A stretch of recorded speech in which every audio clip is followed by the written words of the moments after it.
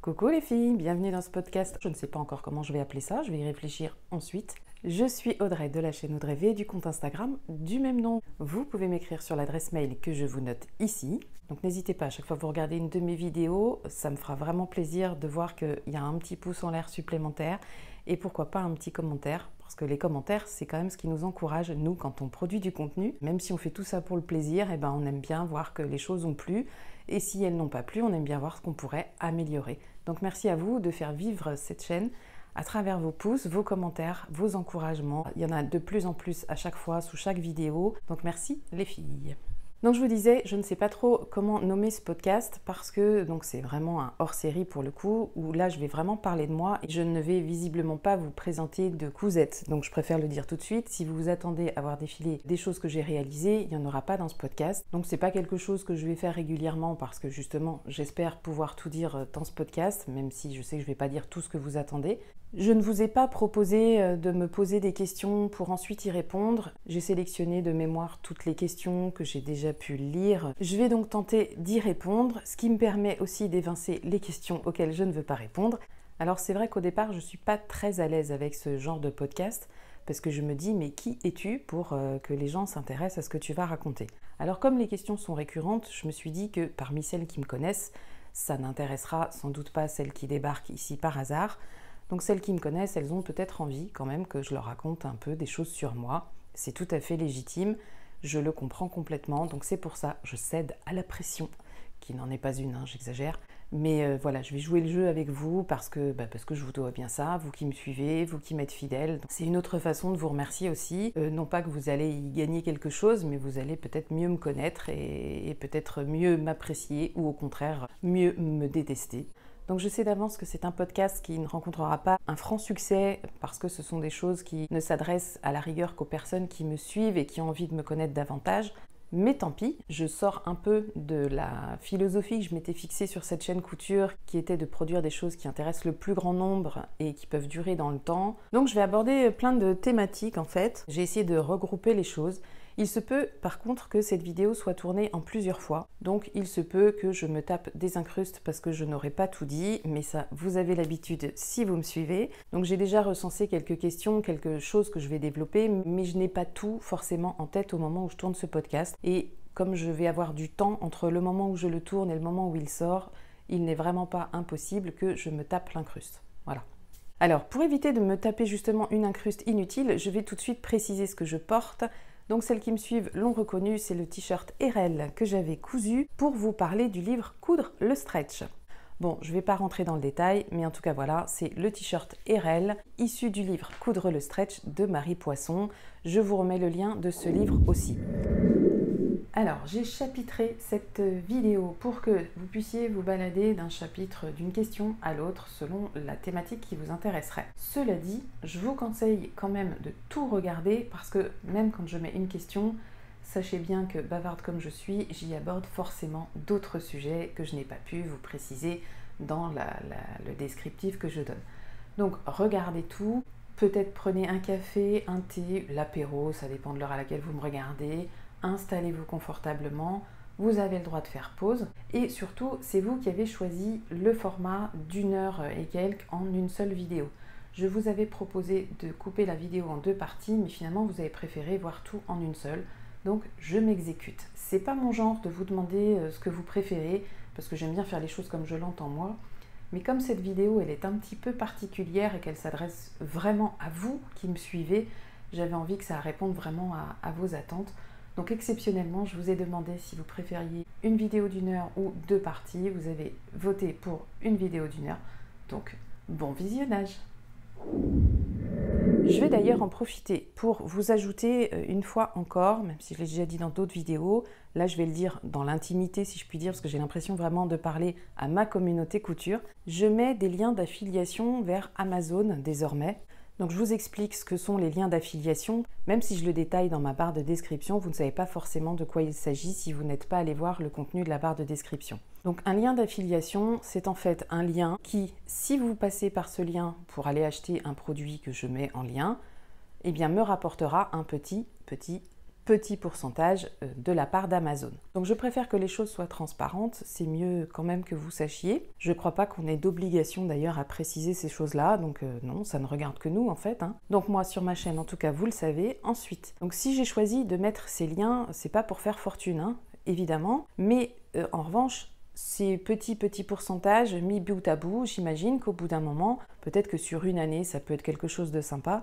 Et vous le savez, sur ma chaîne, on redistribue une partie des bénéfices, si je puis dire. J'avais dit qu'en plaçant des vidéos sur ma chaîne, bon bah oui, j'ai l'impression d'être un petit peu rémunérée par rapport au contenu que je fournis, même si, soyons bien clairs, personne ne m'a demandé de faire de vidéos. Mais maintenant que vous êtes là, vous êtes plus de 3000, je sais pas, peut-être 3500, donc c'est quand même assez énorme. Beaucoup me regardent régulièrement, donc voilà, j'ai une communauté hyper fidèle. Donc j'ai envie de vous fournir plus de contenu, du meilleur contenu, quelque chose d'intéressant, et j'ai envie de faire mieux les choses. Donc pour faire mieux les choses, il fallait notamment un micro. Bon, cette fois, ça y est, j'ai le micro qui fonctionne, je pense que vous allez apprécier. On fait quand même bien la différence. Ça permettra aussi, alors là pas dans l'immédiat parce que je manque de place et je ne sais pas comment je pourrais faire, mais par exemple d'investir dans une lumière, vous savez, je ne sais plus comment on appelle ça, c'est une lumière que je pourrais mettre derrière mon téléphone, puisque moi je filme avec mon téléphone, pour les moments où c'est un peu sombre, comme ici, là c'est en train de s'assombrir. Et pour vous faire profiter de ces quelques revenus publicitaires, j'ai aussi dans l'idée de mettre en jeu régulièrement des livres. Je pense que ça va être plus des livres parce que c'est plus simple pour moi. Donc des livres à gagner de temps en temps parmi tous les livres que je vous propose.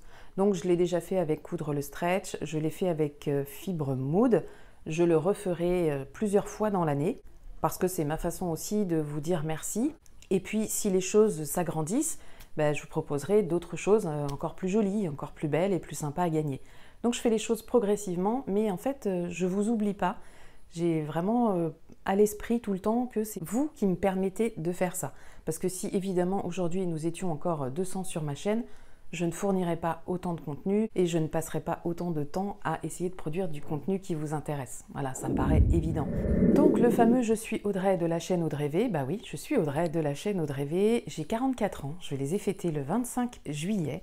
J'ai 2 enfants, j'en ai un qui va bientôt avoir 17 ans et un autre qui va bientôt avoir 21 ans. Donc ce sont quand même de grands enfants et ces grands enfants partagent avec moi ce petit appartement en banlieue parisienne. Donc je vous précise tout de suite petit appartement parce que ça joue sur ma façon de coudre aussi. Mais ça on y revient ensuite. Plusieurs à m'avoir demandé mes mensurations. Donc moi c'est tour de poitrine 96, tour de taille 82 et tour de hanche 96. Oui c'est ça. Oui, c'est ça. Donc dans le commerce, ces mensurations, c'est du 40. Je crois que dans toutes les marques à peu près, je porte du 40, du 38 si la marque taille grand, comme ça peut être le cas chez H&M par exemple. Mais en couture, ça ne veut rien dire, donc là je suis dans le 42. Donc les filles, si c'est votre cas, n'ayez pas peur, il faut assumer ces mensurations, et il faut assumer la taille vers laquelle on doit aller en couture, sinon on se retrouve avec des trucs trop petits. Alors j'ai quand même tendance à surtailler mes vêtements. Et pourtant, je me fie toujours pour un haut à la taille du tour de poitrine, évidemment, ce qui me fait souvent partir sur du 42, tout le temps. Je pars sur du 42 pour une blouse. Sur un bas, je pars sur du 42, même si ça m'emmène sur du 44, voire 46, ce qui est quand même assez absurde si je prends que le tour de taille, parce qu'en revanche, mon tour de hanche me fait aller vers un 40. Vous voyez, c'est quand même très très bizarre tout ça. C'est vrai que quand on a ses habitudes sur certaines marques, c'est quand même plus pratique pour ça. Donc ça, c'était la petite précision mensuration qui peut-être répondra aux interrogations de certaines. Donc je me suis mise à la couture. Vous le savez déjà, c'était fin 2019, en décembre. J'avais mis sur ma liste de Noël une petite machine à coudre et mes parents m'ont offert cette petite machine à coudre. Bon, alors c'est une entrée de gamme de chez Singer. Je ne voulais pas autre chose parce que je me suis dit si je ne m'en sors pas, c'est pas la peine de gaspiller. Surtout que c'est pas la première fois que j'essaye de coudre. J'avais essayé il y a une dizaine d'années. J'avais acheté une machine à coudre chez Lidl ou je sais plus. C'était pas une Pfaff et tout ça là. C'était bien Aldi. C'était une machine noire en plastoc. Je n'avais jamais réussi à enfiler la canette. Je n'avais jamais rien réussi à faire avec cette machine. Du coup, elle avait fini dans le garage. Et le jour où j'ai voulu m'y intéresser, il n'y avait plus rien qui fonctionnait. Donc je pense que c'était une très mauvaise machine. Alors évidemment, c'était une très mauvaise machine. J'avais dû la payer, je crois, 50 ou 60 euros. Bon, les choses s'expliquent quand même au bout d'un moment au niveau des prix. On m'a demandé à plusieurs reprises comment m'était venue l'envie de coudre. J'en sais rien. je ne me souviens pas avoir eu envie de coudre. J'ai eu envie d'une machine à coudre et une fois que j'ai eu cette machine à coudre, j'ai essayé de faire 2-3 conneries. Donc on fait toutes les mêmes choses, je pense, quand on démarre. Enfin, j'imagine dans la majorité des cas, on commence par des trousses, par des petites pochettes, par des petits paniers. Voilà, des choses très simples, des coussins. Voilà, j'ai fait des coussins qui sont encore d'ailleurs sur mon canapé. Donc des choses très simples, mais qui nous donnent confiance quand même assez rapidement. Au bout de 2 semaines de coussins et de trousses, j'étais quand même un peu saoulée de n'en faire que ces cousettes-là. Et pour moi, il était vraiment important de passer au cap vêtements. Et c'est là que je me suis rendu compte que la couture, elle était faite pour moi. Alors je dis pas que je suis douée, je dis pas ça du tout, mais en revanche, je prends un plaisir de dingue à coudre et je n'avais jamais connu ça, je n'ai jamais connu de passion comme la couture. Donc il n'est jamais trop tard pour se découvrir une passion. Je suis bien contente d'avoir découvert cette passion à cet âge-là, même si parfois on s'arrache un peu les cheveux, on a envie de tout foutre en l'air parce qu'on est déçu, parce qu'on n'arrive pas à faire ce qu'on veut, parce que le résultat final ne ressemble pas à la photo qui est sur le patron, parce qu'on a mal coupé les choses, mal cousu telle chose, parce qu'on n'a pas fait les bonnes associations. Oui, il m'arrive d'être déçue bien souvent, mais j'arrive à gérer quand même cette déception. Donc je pense que la couture, elle me permet quand même de bien gérer ces émotions-là. Je crois que ça m'aide aussi dans la vie de tous les jours en fait.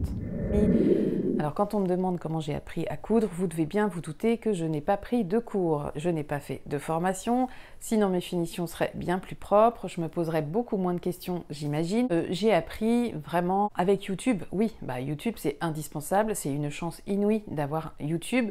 J'admire les gens qui ont appris à coudre il y a 30 ans, parce qu'à l'époque, vous n'aviez que des livres pour apprendre, ou des cours, mais des vrais cours. On peut tout apprendre avec YouTube, c'est quand même assez fabuleux, c'est un outil génial pour ça. Donc je me gave effectivement de podcasts et de vidéos YouTube. Je ne regarde pas que des tutos, j'en regarde de moins en moins, sauf les tutos des copines, parce que j'adore voir ce qu'elles peuvent réaliser. En revanche, j'en regarde beaucoup moins aujourd'hui, j'en ai regardé pas mal au début, et en plus, je les ingurgitais sans trop les comprendre. Il y a des termes que certaines couturières avancées utilisent et elles font pas attention, mais ça ne nous parle pas à nous qui débutons. Donc si on peut dire que j'ai appris à coudre, c'est un grand mot de dire apprendre à coudre.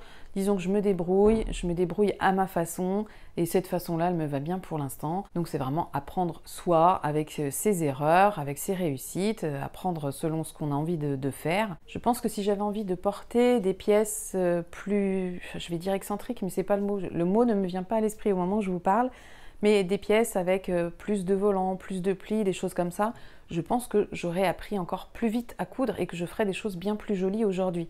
Seulement, c'est pas la couture vers laquelle j'ai envie d'aller, ce ne sont pas des vêtements que je porte. C'est pas ma garde-robe, il n'y a pas ça. Il n'y avait pas ça avant de coudre et il n'y a pas ça maintenant. Coudre ne m'a pas donné plus envie de porter des vêtements avec des froufrous, des volants, des plis, etc. Donc, il est vrai que je pense que mes goûts font que je ne vais pas vers des coutures qui pourraient m'apprendre davantage. Ça, c'est vrai, je l'ai remarqué. Tant pis, c'est comme ça. Je ressens pas de manque, en fait, je ressens pas de frustration non plus. Je pense que le jour où j'ai envie de me lancer dans tel ou tel projet, j'en suis capable. Je prendrai le temps qu'il faut. Il suffit d'être motivé et de le vouloir. En couture, je pense que c'est à peu près le cas pour tout. Alors parfois, il peut y avoir un défaut de matériel. Ouais, je vais pas vous dire le contraire, mais c'est pareil, ça, je pense que ça évoluera. Il y a bien un moment où je pourrais me payer une belle machine.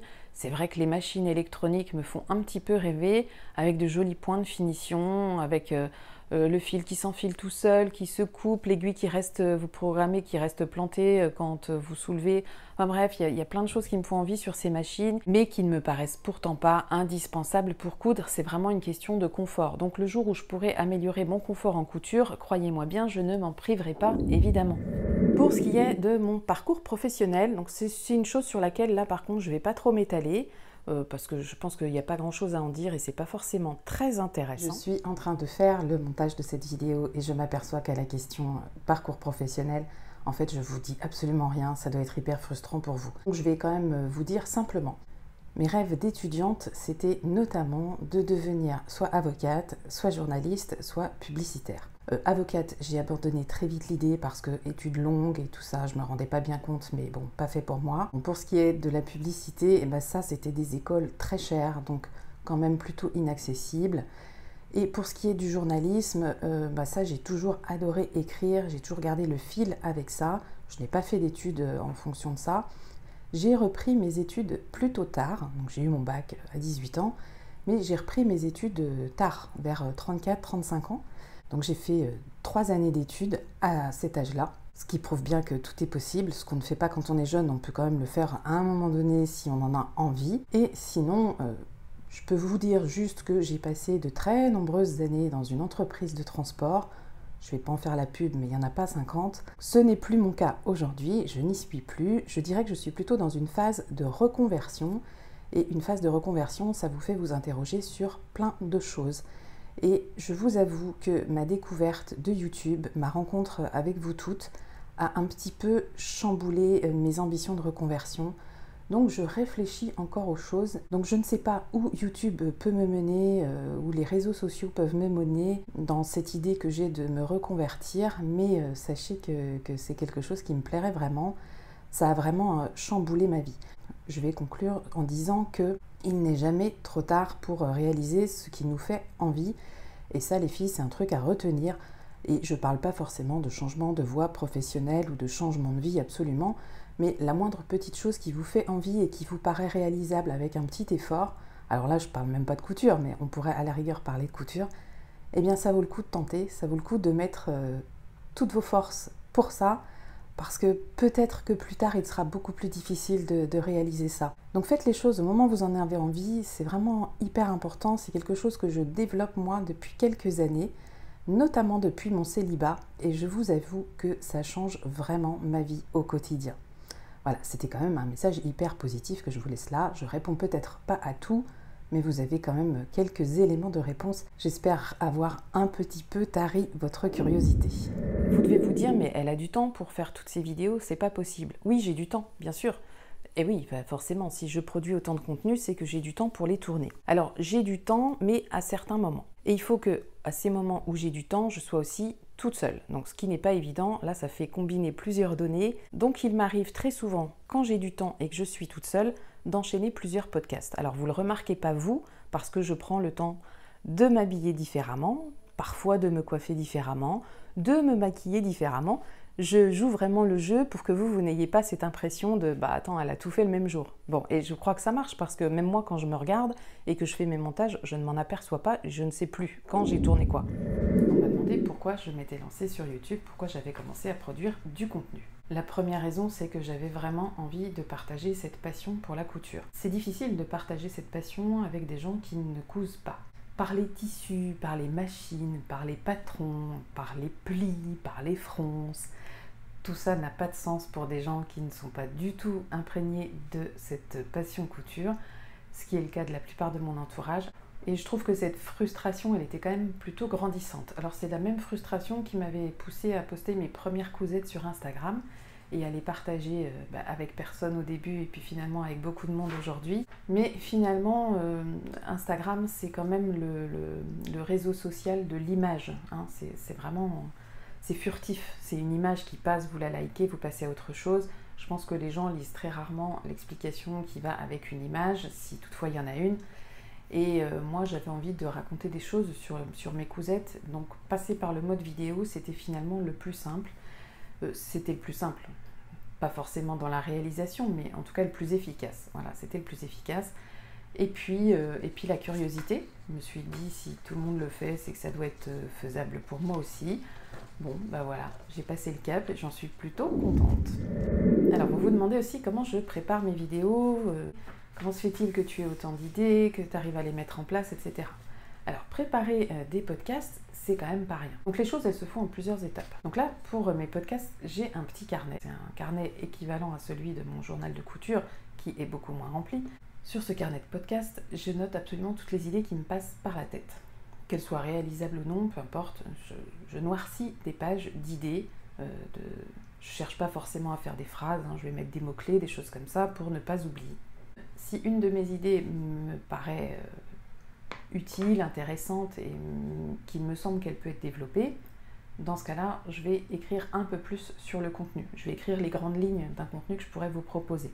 Donc c'est comme ça que peut naître une vidéo de test, par exemple, ou que peut naître une vidéo de livre. Donc quand j'ai développé mon plan sur mon petit carnet, en fait, je passe sur mon ordinateur et là, j'écris, on va dire, le script de ce que je vous raconte.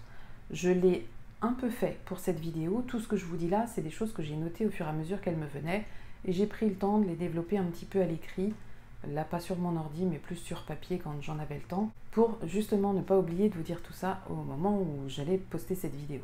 Et une fois que j'ai écrit tout ça, eh bien, je peux passer au tournage. Le tournage, donc je vous l'ai dit, c'est quand je suis toute seule chez moi, c'est quand je dispose d'un temps suffisant, c'est pour ça qu'il m'arrive de tourner plusieurs podcasts dans la même journée, d'où l'intérêt d'avoir écrit les choses avant, parce que je ne pourrais pas les inventer ou les improviser, ce ne serait pas possible. Enfin, en tout cas, ça serait possible, mais je ne pense pas que ce serait sympa à regarder pour vous. Une fois que j'ai fait mes tournages, eh bien, je regarde à plusieurs reprises mes podcasts et mes tournages. Et je fais de la coupe au montage énormément. J'enlève les E, j'enlève les donc, j'enlève les alors, j'enlève des choses qui veulent rien dire. J'en laisse quand même, parce que j'en dis forcément, j'ai des types de langage, on en a tous. Mais quand je regarde un podcast, moi je n'aime pas que ce soit rempli de E, de silence, de alors. C'est des choses qui me dérangent, donc c'est des choses que j'aime bien enlever chez moi. En fait, j'essaye de produire le podcast que j'aimerais voir. Et quand j'ai terminé mes coupes, c'est là que je passe à mes petites incrustations de texte, où je rebondis sur ce que je dis pendant ma vidéo, et où parfois je fais intervenir mon autre moi, qui vient souvent se moquer de moi. Et ça, c'est un truc que vous avez pris l'habitude de voir, et je crois que ça plaît à la majorité, et je compte de toute façon continuer, parce que moi, c'est tout à fait mon genre. Et quand les vidéos sont prêtes, que les montages sont terminés, je les mets en ligne, je les programme à 1 heure de diffusion et j'attends ensuite patiemment vos commentaires, vos pouces et vos retours sur cette vidéo. C'est vrai que c'est vraiment la continuité pour moi de tout le travail qui a été fourni en amont, c'est pour ça que je vous l'expliquais dans une autre vidéo, l'importance de vos commentaires et de vos pouces en l'air et de vos abonnements aussi. Donc il me faut ce temps seul et il me faut aussi ce temps quand je couds. Alors quand je couds, je n'ai pas besoin d'être seule.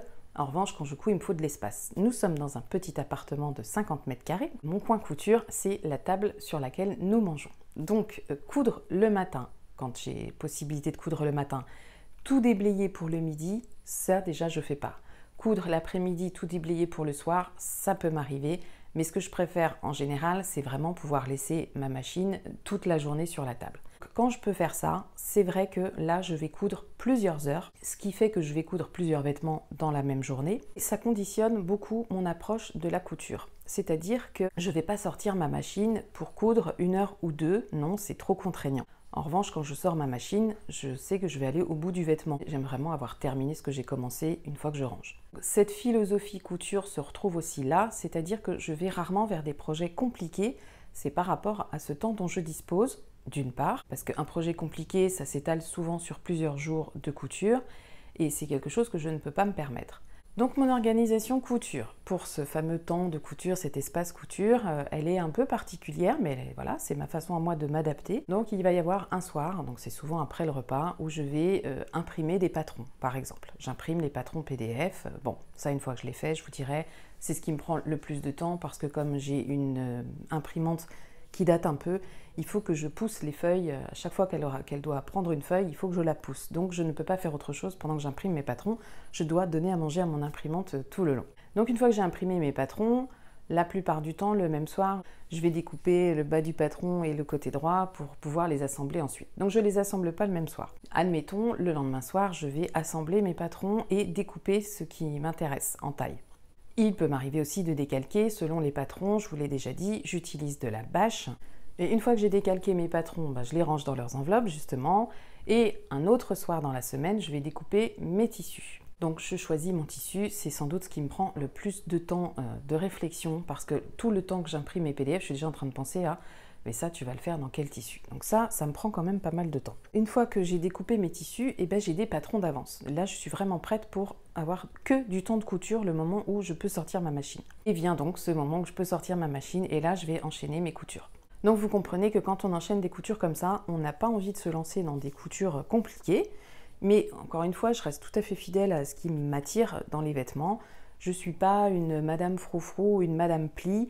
Les fronces, passons de temps en temps sur quelques vêtements, ça me paraît très justifié. Les plis aussi sur quelques vêtements, ça me va. Mais voilà, je ne suis pas dans l'excentricité de la confection. Je préfère en fait me démarquer plus par le tissu et l'imprimer que par les détails sur le vêtement. On ne fonctionne pas vraiment toutes de la même manière, hein, et c'est pour ça qu'ils se vendent tout, et tant mieux, tant mieux. Donc vous l'avez compris, je suis de la team PDF. Alors, pourquoi team PDF? J'ai déjà eu l'occasion de vous le dire. La team PDF, déjà, c'est parce que je suis une impatiente, donc j'aime avoir tout de suite ce que j'achète. C'est un peu stupide, hein, j'en conviens, mais quand j'achète un patron, j'ai envie de l'avoir tout de suite. Ça impose d'imprimer, de scotcher, de découper. Alors, un patron PDF, c'est aussi souvent bien moins cher qu'un patron pochette.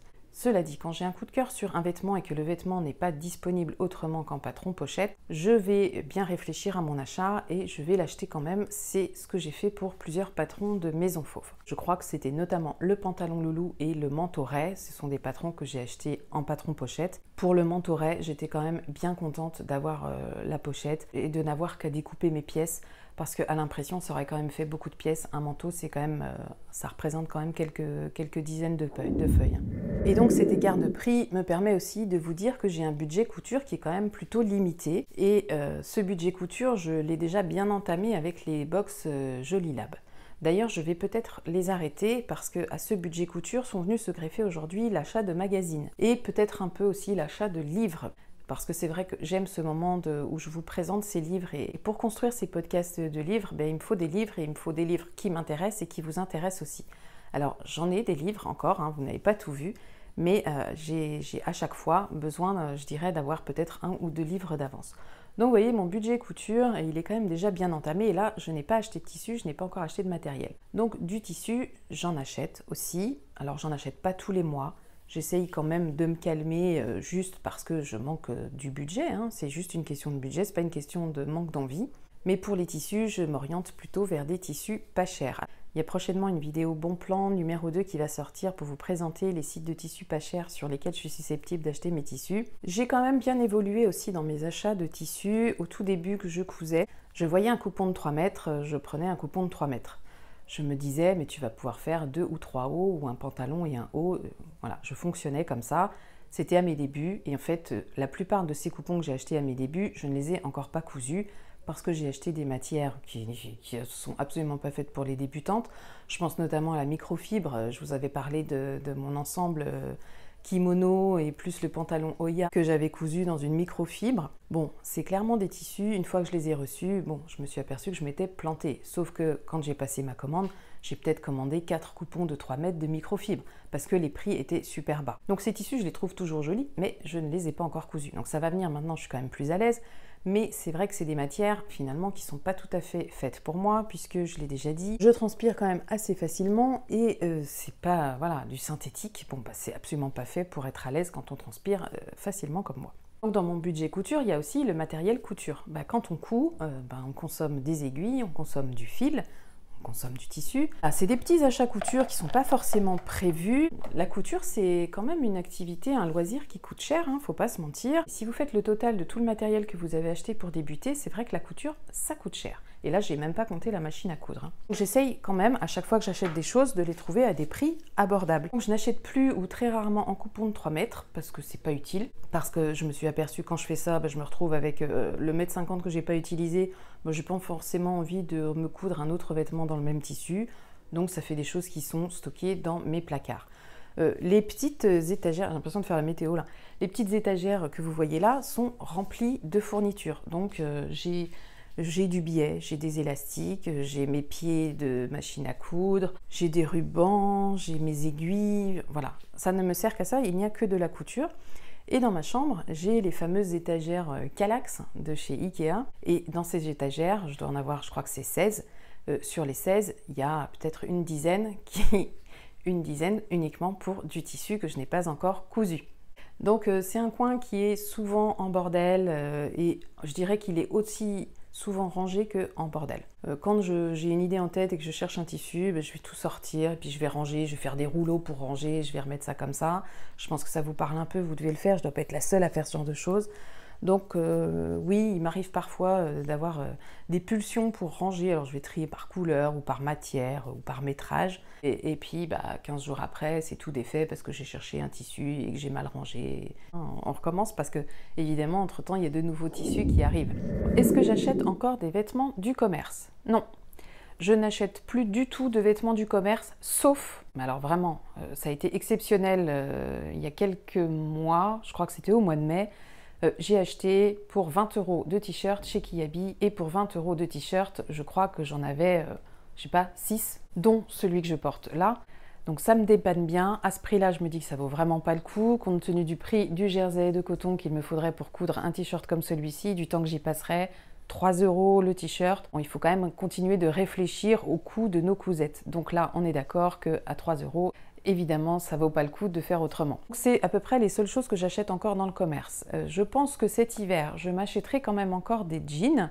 J'en ai pas acheté l'année dernière, donc ça va rester ça. Ça va rester le jean et le t-shirt. Après, pour les manteaux, je compte plus en acheter non plus, puisque je compte les coudre moi-même maintenant. J'ai fait mon premier, je me dis qu'il n'y a pas de raison que j'en fasse pas un deuxième. Donc non, vraiment, je ne regarde même plus en fait les soldes. J'ai enlevé toutes les alertes que j'avais sur certaines ventes privées, des choses comme ça. Je n'achète même pas sur Vinted ou Le Bon Coin des trucs d'occasion. Non, je n'achète vraiment plus de vêtements.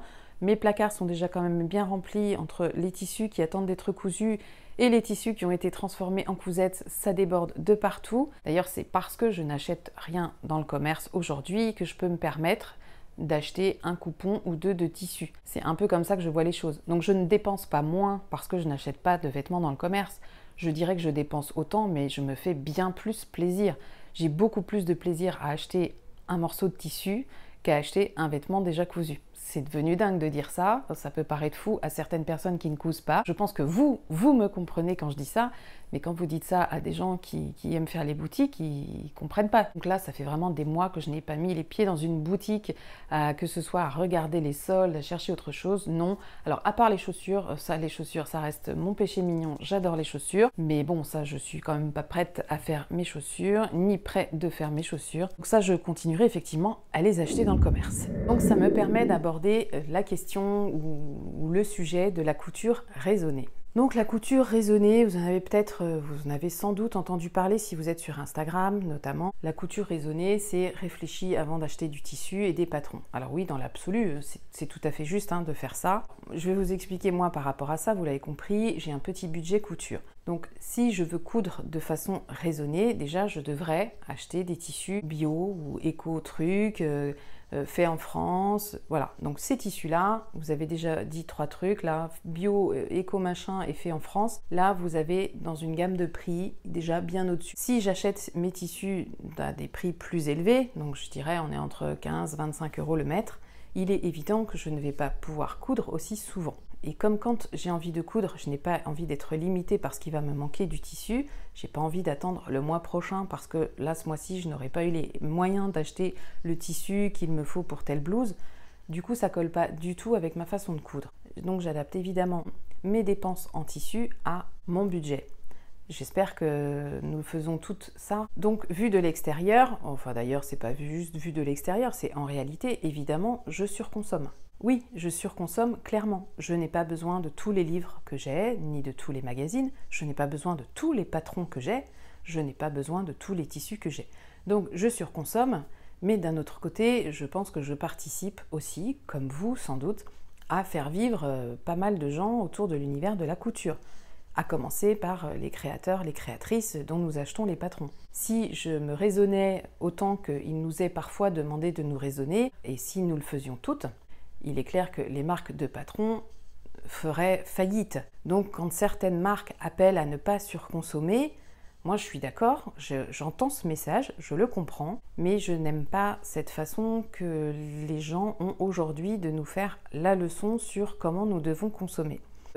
Moi, juste pour vous dire, je n'ai pas de voiture, je me déplace uniquement par les transports en commun et souvent le train, je ne pars pas en vacances à l'étranger, donc autant vous dire que mon bilan carbone me permet, je pense, de pouvoir acheter mes tissus chez Dries & Stoffen parce qu'ils sont pas chers et de pouvoir acheter les patrons que j'ai envie d'acheter quand j'ai envie de les acheter. Je ne surconsomme pas dans tous les domaines, mais je surconsomme clairement dans ma passion qui est la couture. Et je crois que quand on est passionné de quelque chose, on entre forcément dans un mode de surconsommation. Et je pense que c'est valable quelle que soit votre passion. Enfin, il doit bien y avoir des passions qui coûtent rien. C'est quand même assez rare qu'une passion ne coûte rien. Même si votre passion, c'est d'aller marcher en forêt, Mais vous êtes un peu saoulé au bout d'un moment d'aller marcher dans la forêt qui est à 2 km de chez vous. Donc au bout d'un moment, vous prenez votre voiture ou vous faites un voyage et vous allez vous balader dans des forêts que vous n'avez pas encore découvertes et qui sont plus à 2 km de chez vous. Donc en fait, même une passion qui ne coûte rien finit par vous inciter à consommer. Donc oui, on surconsomme quand on est passionné. Je crois vraiment qu'on ne peut pas l'éviter. Alors, pour ma défense, la couture, c'est vraiment la première fois que je me passionne pour quelque chose. Donc c'est vrai que comme c'est la première fois que je me passionne pour quelque chose et comme c'est encore assez récent, puisque ça fait 1 an et demi, un peu plus, forcément j'en suis encore un peu boulimique de la couture. Je suis boulimique de patrons, de tissus, de livres, du coup maintenant de magazines. Mais voilà, je ne sais pas jusqu'où ira ma boulimie de tout ça et je n'ai absolument pas envie de me raisonner, je n'ai pas envie de me limiter ni de me frustrer. Je trouve qu'on a quand même assez de frustration tous les jours dans des tas d'autres domaines pour que quand on aborde un sujet qui nous passionne ou si vous n'êtes pas passionné mais que vous aimez ça, pourquoi vous empêcher de le faire pour telle ou telle raison qui serait éthique ou qui serait je ne sais quoi d'autre. Donc je me suis désabonnée clairement de plusieurs comptes sur Instagram. J'avais un peu hésité, mais en fait, comme je recevais des messages, pas personnels, évidemment les choses ne m'étaient jamais personnellement adressées, elles étaient adressées à toute une communauté, donc je le prends forcément pour moi, sachant que je faisais partie de cette communauté. À force de recevoir des messages qui visaient un peu à me culpabiliser, à me montrer comme irresponsable dans ma façon de consommer la couture, j'en ai eu marre et je me suis désabonnée. Donc si vous ressentez ça parfois, peut-être que vous êtes dans mon cas, j'imagine que je ne suis pas toute seule, dites-moi que je ne suis pas toute seule. Si vous ressentez ça, les comptes, vous arrêtez de les suivre. C'est pas très grave, les filles. Il ne va rien se passer en retour. Moi, quand un compte me déçoit par ce genre de choses, par exemple, parce qu'on peut me décevoir pour plein d'autres choses, j'arrête de le suivre et en fait, j'ai oublié la semaine d'après que je le suivais. Vous voyez, ça ne me manque pas au final. Surtout que j'ai déjà essayé d'argumenter dans ce sens quand j'ai vu des discussions qui étaient lancées sur des sujets comme ça, de surconsommation couture ou mode en général, mais mes arguments ne font pas mouche. C'est-à-dire que quand j'explique que moi je préfère acheter un coupon de 3 mètres pas cher, alors même si j'ai dit que j'achetais plus de coupons de 3 mètres, mais comprenez l'idée, je préfère acheter un coupon de 3 mètres pas cher dans lequel je peux coudre 2 ou 3 vêtements, plutôt que d'acheter un coupon d'1 mètre 40 ou 50 pour faire une blouse tous les 2 mois. Oui, je préfère faire comme ça parce que ce que j'aime, c'est coudre. J'aime coudre, j'aime voir naître les vêtements en partant d'un patron et d'un bout de tissu. J'aime ça, mais si je dois me restreindre à ne le faire qu'une fois par mois ou qu'une fois tous les 2 mois, je sors complètement de mes envies couture. Du coup, je me crée une frustration. Je n'ai absolument pas envie d'être frustrée. Donc voilà, j'ai fait un petit passage assez long, mais c'est pas plus mal parce que c'est des choses que je voulais expliquer depuis un moment et je savais pas trop comment les aborder ou comment amener les choses. Bon, écoutez, là, je crois que j'ai fait le tour et je crois que j'ai été assez claire. Alors n'hésitez pas à me dire en commentaire quelle est votre philosophie par rapport à tout ça. Est-ce que vous êtes comme moi dans la surconsommation ou est-ce que vous êtes au contraire dans quelque chose de plus raisonné? Est-ce que vous n'achetez que des tissus dits de qualité? Parce que c'est pareil. Un tissu, c'est pas parce qu'il vaut 20 ou 25 € le mètre qui détruit pas autant la planète que celui qui en vaut 5 ou 10 € le mètre. Alors oui, il y a des labels et ceci et cela, mais quand même, les tissus, ils se font pas tout seuls non plus, qui coûtent 25 € le mètre ou 5 € les 3 mètres, les tissus ne sortent pas de terre. Donc à mon tour, je me rends bien compte qu'en vous ayant dit tout ça, en fait, je vous fais une petite leçon de morale à ma façon aussi, donc c'est pas bien. C'était pas une leçon de morale pour vous faire une leçon de morale, c'est vraiment là pour le coup, c'est vraiment vous dire comment je vois les choses moi de mon côté. J'espère que vous l'aurez compris comme ça, que chacune fasse comme elle veut en fait. C'est surtout à ça que je tiens. Chacune fait comme elle a envie. C'est pas moi qui vais vous faire la leçon parce que vous dépensez 40 ou 50 € dans un mètre de tissu. Moi, ça m'est égal. Si vous pouvez vous le permettre, tant mieux. Si vous êtes contente de ces achats, tant mieux. Si vous pouvez en faire autant que vous voulez, tant mieux. Enfin, vraiment, je suis pas là pour faire la leçon à qui que ce soit. Je dis juste que faites-vous plaisir comme vous pouvez. Voilà, c'est surtout ça. Et ne laissez pas les gens vous empêcher de vous faire plaisir comme vous pouvez et comme vous l'entendez surtout. Je pense que ce podcast, ça va être un petit peu n'importe quoi parce que j'ai beaucoup de choses qui me viennent à l'esprit au fur et à mesure que les jours passent avant de sortir ce podcast et surtout en faisant le montage. Je rajoute une question qui m'a été posée à plusieurs reprises aussi. Est-ce que je couds pour les autres? Alors, vous l'avez remarqué, je vous présente essentiellement des cousettes pour moi. Je couds essentiellement pour moi. J'ai une couture un peu égoïste, oui, j'avoue. Il m'arrive de coudre pour mes enfants quand ils me le demandent. Alors pour mes enfants, c'est assez pratique parce qu'ils me demandent toujours les mêmes patrons. Donc ça va être soit le pantalon d'Irendo que je fais en version Bermuda ou pantalon, un pull de chez Artisan, la veste courte de chez Dresde aussi. Je couds pour mes enfants, toujours avec plaisir, surtout que je remarque qu'ils aiment choisir leur tissu et ils font vraiment attention à ce dont ils ont besoin, contrairement à leur mère. Donc je suis plutôt rassurée de voir qu'ils n'ont pas cette frénésie du vêtement comme je peux l'avoir moi, mais sans doute parce qu'ils ne se sont pas encore mis à la couture. Je couds très peu pour les autres, sinon il m'est arrivé de coudre pour offrir, mais je le fais rarement. Parce que je prends beaucoup moins de plaisir à coudre pour les autres, et là quand je dis les autres, je n'inclus pas mes enfants. J'ai beaucoup de mal parce que ça me met une pression supplémentaire, et vous savez que je n'aime pas coudre sous pression, je déteste cette sensation de ne pas pouvoir rater ma cousette. Et quand je couds pour offrir, je vais choisir de beaux tissus, je vais choisir des patrons que je n'ai pas forcément l'habitude de coudre, donc je me mets un petit peu en difficulté, je vais prendre beaucoup plus mon temps, je vais essayer de soigner davantage, et je vais trouver plein d'imperfections alors que si je l'avais fait pour moi, ce patron, je l'aurais trouvé génial. C'est quand j'offre des vêtements que je me rends compte que la surjeteuse me manque. Mais autant moi, les finitions à l'intérieur qui ne sont pas soignées parce que je n'ai pas de surjeteuse, ça ne me dérange pas, autant quand c'est pour offrir, eh ben c'est pas pareil. Voilà. Je pense que nous sommes plusieurs à fonctionner de cette manière, à nous dire si c'est pour nous à l'intérieur, c'est pas très grave, mais dès l'instant où c'est pour quelqu'un d'autre, ça devient un peu plus gênant. Donc les gens à qui je fais des cadeaux cousettes ne sont pas exigeants dans le sens où ils vont pas me dire bah dis donc c'est mal fini à l'intérieur ton truc là. Non non, ils sont bien élevés, ils disent rien, mais ils en pensent sans doute pas moins. Donc voilà pourquoi ça me dérange un petit peu et voilà pourquoi c'est plus facile en fait d'avoir une couture égoïste. Peut-être que d'ici quelques années, cette vision de la couture aura aussi changé pour moi. Peut-être que je prendrai beaucoup plus de plaisir à coudre pour les autres, à offrir des vêtements cousus par mes soins. Pour l'instant, j'en suis pas là, mais je pense qu'effectivement, c'est quelque chose qui peut venir avec le temps. Autre question, est-ce que je couds autre chose que des vêtements? C'est vrai que dans mes podcasts, vous n'avez pas vu passer d'accessoires. Si, quelques accessoires, genre chapeau, oui. Sac, je crois que je n'en ai pas encore fait passer dans mes podcasts. Et je dirais, à part le bob fauve, je crois que je n'ai pas fait d'accessoires. Et puis quelques bandeaux pour la capsule. Mais sinon, c'est vrai que c'est pas non plus une couture qui m'attire. Les accessoires, les sacs, j'adore ça. J'adore les sacs à main, j'adore les petits sacs en toile, les tote bags, etc. Alors, si je ne vais pas vers la couture sac, c'est essentiellement parce qu'il me manque du matériel. J'ai en tête l'un des sacs qu'avait cousu Anaïs de la chaîne Coup tes rêves. Quand j'ai vu son sac, je me suis dit, mais on peut faire ça, nous, avec une machine. Donc c'est vrai que ça fait envie. Et je lui ai demandé si elle n'envisageait pas de les vendre, parce que moi, ça m'arrangerait. Parce que je n'ai pas le matériel. Donc il faut quand même, je crois qu'il faut quand même quelques pinces, il faut des rivets, des choses comme ça. Donc c'est des choses qu'il faut quand même apprendre à manipuler. J'ai pas spécialement envie de m'intéresser à tout ça pour l'instant. Je sais bien que du coup, je m'empêche de coudre certaines choses, mais c'est pas grave, je me rattrape sur plein d'autres choses comme vous avez pu le remarquer. Donc les accessoires, pas trop. Les trousses, les petits paniers, tout ça, oui, j'en ai fait au début, j'ai fait que ça même, hein. J'ai fait des petits paniers, j'ai fait des trousses qui me servent aujourd'hui pour la couture.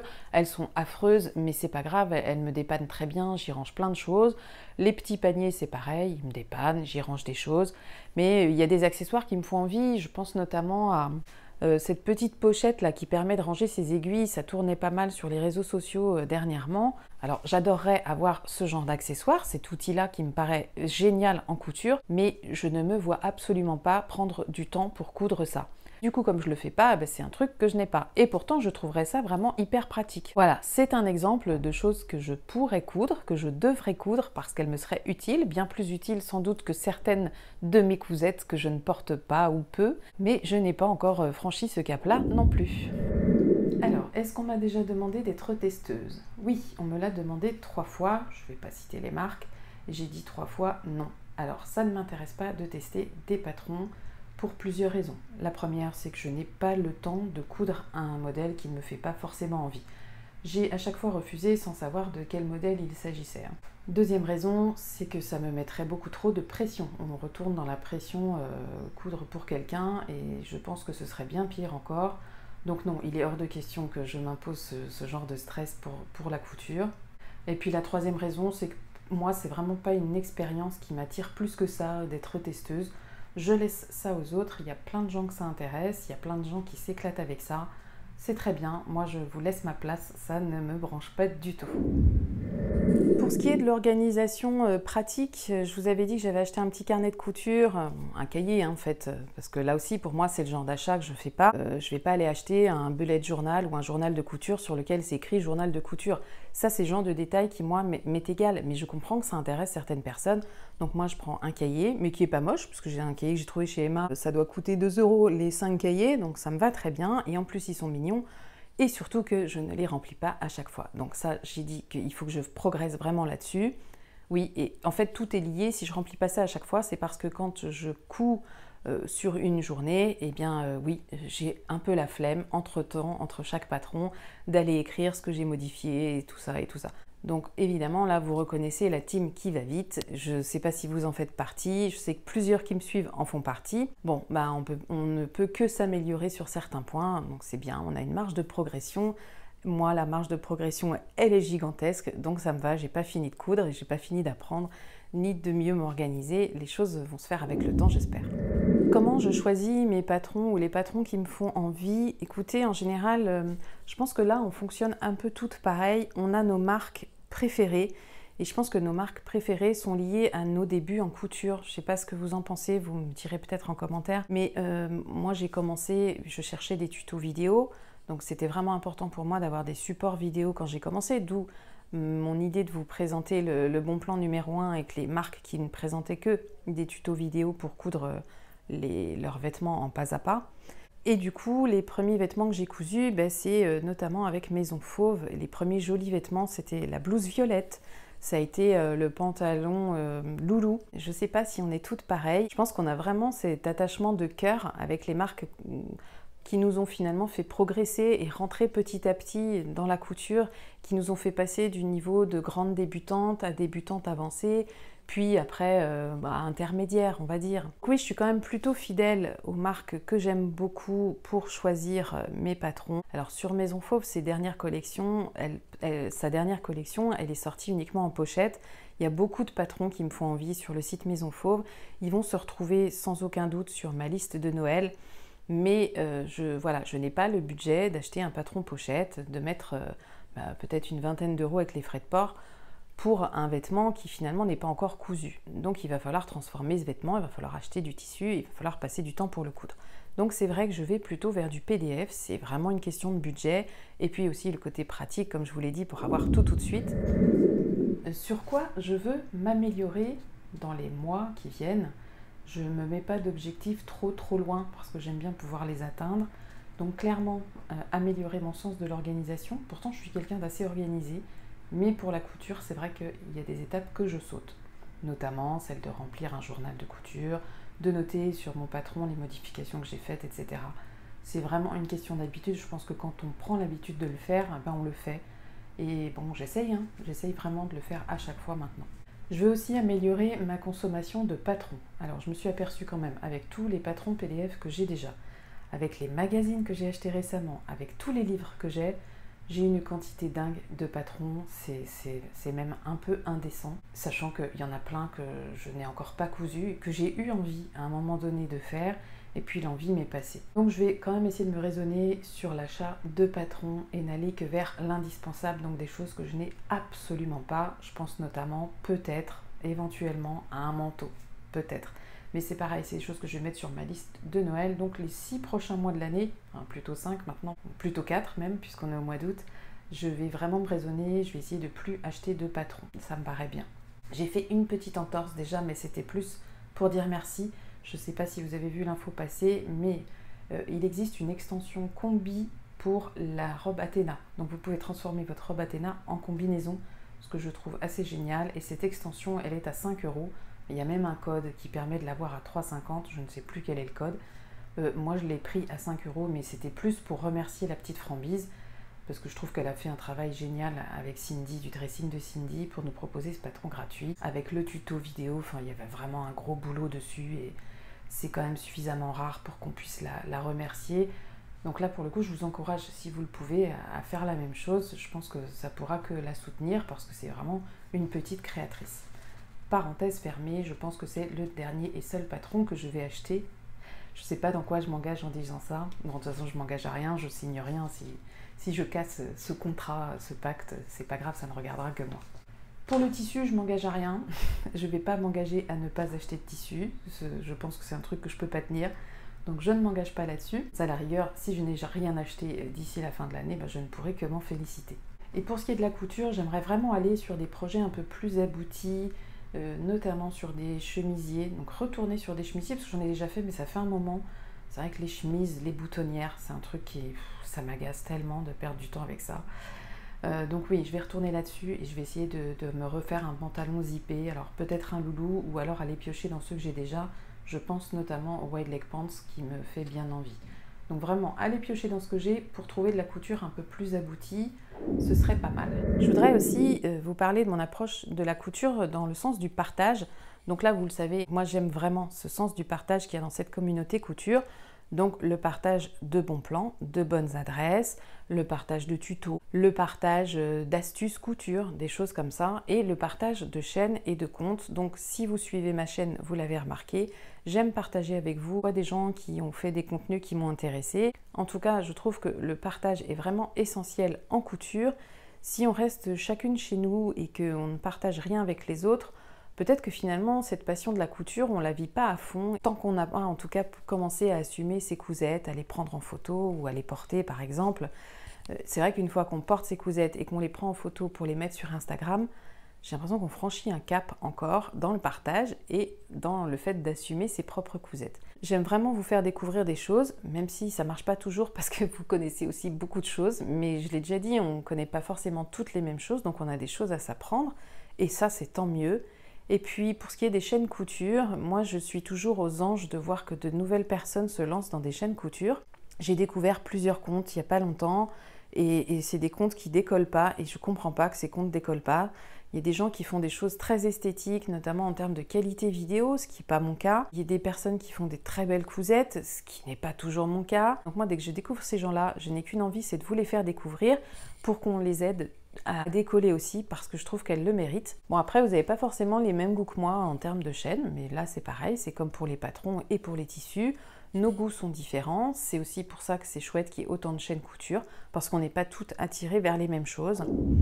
Je ne sais pas combien d'incrustes, avec combien de tenues différentes je vais faire dans ce podcast, mais c'est pas grave, je trouve ça plutôt rigolo. Il y a une question à laquelle j'ai pas répondu, c'est pas forcément une question que vous m'avez posée d'ailleurs, c'est plus une question que je me pose moi, c'est quelle est mon ambition pour cette chaîne. Alors mon ambition pour cette chaîne, c'est vraiment de la développer au maximum. J'ai plein d'idées. Donc j'ai des idées de contenu depuis que je l'ai lancé. Vous l'avez vu quand même, ça a un petit peu évolué. Mes premières vidéos, j'en ai un petit peu honte, mais je les laisse parce que je trouve ça marrant de voir l'évolution quand même, de voir à quoi on en arrive. J'ai évolué dans la proposition de contenu aussi. J'essaye vraiment de multiplier les centres d'intérêt autour de la couture pour vous intéresser toujours, tout en restant en accord avec moi-même et ne proposer que des choses qui m'intéressent également. Et j'ai une idée, mais alors peut-être que vous allez m'aider à la développer au fur et à mesure. Mon idée, ce serait en gros de lancer peut-être, alors je ne sais pas si ce serait sur cette chaîne ou si ce serait sur Twitch, parce que Twitch se développe quand même pas mal. Et vous l'avez peut-être remarqué avec les lives que vous propose Anaïs, puisque moi j'interviens en voix off de temps en temps sur ces podcasts, notamment le mercredi à 20 h,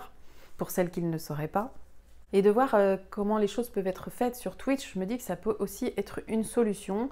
Pour ça, il faudrait que vous soyez d'accord pour me suivre aussi. Mon idée, c'est de créer un genre de radio couture. D'ailleurs, je pense que je l'appellerai comme ça si ça n'existe pas déjà. À mon avis, ça existe déjà, mais ce serait un radio couture, je sais pas quoi. Donc ce serait un rendez-vous peut-être mensuel où je parlerai couture avec quelqu'un d'autre, par exemple. Et vous seriez là en chat écrit, vous poseriez des questions. Vous les auriez sans doute posées avant et moi je pourrais les poser à la personne que je reçois. L'idée étant vraiment d'inviter des gens à participer à ces lives. Alors je ne vais pas les recevoir chez moi, mais ce sera en visio et vous verriez par exemple ma tête et la tête de cette autre personne. Ce sera un genre de plateau recomposé avec je pense 2 personnes, ça me paraît suffisant et il faut que ce soit gérable. Et ce serait par exemple des créatrices de patrons, des marques de couture. Ça pourrait être des personnes qui tiennent des boutiques de tissus. Ça pourrait être des personnes qui donnent des cours de couture, par exemple, ou qui proposent des formations, des choses comme ça. Bref, tout ce qu'il peut y avoir autour de la couture. Ça pourrait être aussi des personnes plutôt connues sur Instagram. Alors là, je m'avance, évidemment, puisque je pars de l'idée que les gens ne refuseront pas d'aller sur ma radio couture, ce qui est quand même assez prétentieux, il faut l'avouer. Mais remarquez, si on ne croit pas soi-même en ce qu'on veut faire, c'est pas la peine de commencer quelque chose. Donc moi, j'ai quand même assez facilement confiance en moi et en mes projets. Je sais que quand je veux un truc, je peux l'avoir. Alors c'est un peu idiot de dire ça parce que je voudrais bien être milliardaire et je ne le suis pas, par exemple. Quand je veux quelque chose que je peux avoir, en général, j'arrive à l'avoir. Voilà, je corrige comme ça. La bonne volonté, oui, de la motivation, il faut avoir des idées mais être organisé, il faut préparer les choses. Donc cette idée de radio couture, je pense que ça peut être un moyen de développer aussi cet univers couture qui m'entoure. Ensuite, pour ma chaîne à proprement parler, puisque c'est là que vous me regardez, c'est là que vous m'écoutez, c'est là qu'on s'est rencontrés, j'ai vraiment envie de développer davantage de communication entre nous. Et pour ça, il va falloir aussi que je fasse autrement que des podcasts que vous regardez et à travers lesquels vous ne réagissez que par des commentaires, ce qui est quand même déjà génial. Mais j'aimerais bien développer autre chose à côté aussi pour qu'on ait plus d'interaction, vous et moi. Donc je réfléchis à peut-être faire des lives sur YouTube. Là aussi, j'aimerais qu'il y ait d'autres intervenants. J'aimerais peut-être inviter 2 ou 3 d'entre vous pour chaque live. On peut tout imaginer en fait. Je pense que chacune a quelque chose à apporter de par son histoire, etc. Il faudra que ça reste autour de la couture. Mais pourquoi pas faire de vous des invités de ces lives de temps en temps? Pourquoi pas d'autres chaînes? Parce que l'idée c'est toujours le partage. Donc pourquoi pas partager un live avec une autre personne d'une autre chaîne couture. Bon, vous voyez, j'ai envie de voir les choses plus grand et j'ai aussi envie de voir les choses plus vraies, plus dans l'immédiateté de nos échanges. Ça me plairait vraiment. Le rêve absolu, ce serait de pouvoir vivre un peu de cette chaîne. Donc pour ça, y a la publicité, il y a quelques liens d'affiliation sur Amazon, et puis c'est tout. Donc ça ne suffit pas évidemment pour en vivre, ni même pour en vivoter. C'est vrai que plus vous serez nombreuses, plus les choses pourront grandir aussi pour la chaîne. Mais d'un autre côté, il faut aussi que je fasse grandir la chaîne pour que vous soyez plus nombreuses. Si je stagne, je pense que notre communauté, elle va stagner aussi, et c'est pas l'objectif de cette chaîne. Ouais, j'ai un peu d'ambition pour nous les filles. Donc j'espère que vous avez compris un peu où je veux en venir avec cette chaîne. Les choses ne vont pas se faire en 5 minutes pour exagérer. Elles ne vont pas se faire en quelques mois. Je pense qu'il faut un peu de temps que les choses s'installent. Alors c'est vrai que la chaîne, elle a 3 mois et demi, 4 mois et franchement, ça marche plutôt bien. C'est génial, on est bientôt 4000. C'est hallucinant, ça a été à une vitesse de dingue. Mais les choses vont forcément se calmer, j'imagine. Ça va pas être exponentiel comme ça pendant des mois. Je savoure ce qui se passe en ce moment, mais je suis bien réaliste et je sais que les choses vont forcément ralentir un peu. Et au moment où elles ralentiront, j'aimerais être là pour redonner une impulsion. Donc si vous avez des idées pour partager avec moi vos bonnes idées d'évolution de cette chaîne, si vous en avez, je vous propose de m'écrire par mail et puis on pourra échanger. Donc je ne vais pas dire oui à toutes les idées, ça me paraît évident. Je vais rester exigeante avec moi-même quand même et je vais surtout rester cohérente. Mais n'hésitez pas à m'écrire un mail sur l'adresse que vous connaissez maintenant, si vous me suivez, pour me faire part de choses que vous attendez peut-être de voir sur cette chaîne. Et j'aimerais vraiment, si je préfère le mail, c'est pour qu'en fait, vous ne vous influenciez pas les unes les autres. Vous comprenez la démarche?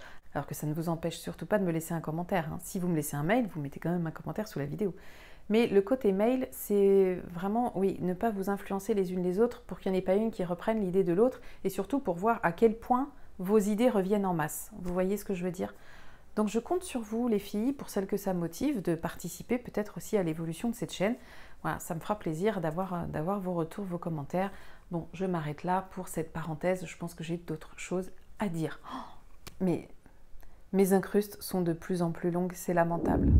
Il y a des choses que je pense que vous ne verrez pas chez moi, comme par exemple les tutos ou les vlogs couture. Alors peut-être vlog, oui, mais avec très peu de séances de couture. Parce qu'on en revient toujours au même, c'est-à-dire que je ne me vois pas sur une journée m'ajouter la contrainte de filmer les choses. Déjà, j'ai pas le matériel, je pense, pour vous faire des tutos vidéo dignes de ce nom. Et puis c'est un exercice que moi, je n'ai pas encore appris à faire, qui m'attire pas plus que ça. Par contre, j'adore dévorer les tutos des autres. Moi, quand je vois des tutos d'Anaïs de la chaîne Coup tes rêves ou d'Alexia de la chaîne Chute la sorcière coup, oui, mais là, moi, je me régale à regarder leurs tutos et je me dis, mais qu'est-ce que tu vas pouvoir faire de mieux qu'elle? Rien, clairement rien. Donc, je laisse ça aux autres pour l'instant. Alors, un vlog, peut-être que je me déciderai. Je sais qu'on m'a demandé un vlog sur la robe Oli, notamment pour voir mes transformations. Peut-être que je ferai un jour ce genre de choses. Il faut que j'en ai le temps. Et oh, le soleil! Il faut que j'en ai le temps, il faut que j'en ai envie.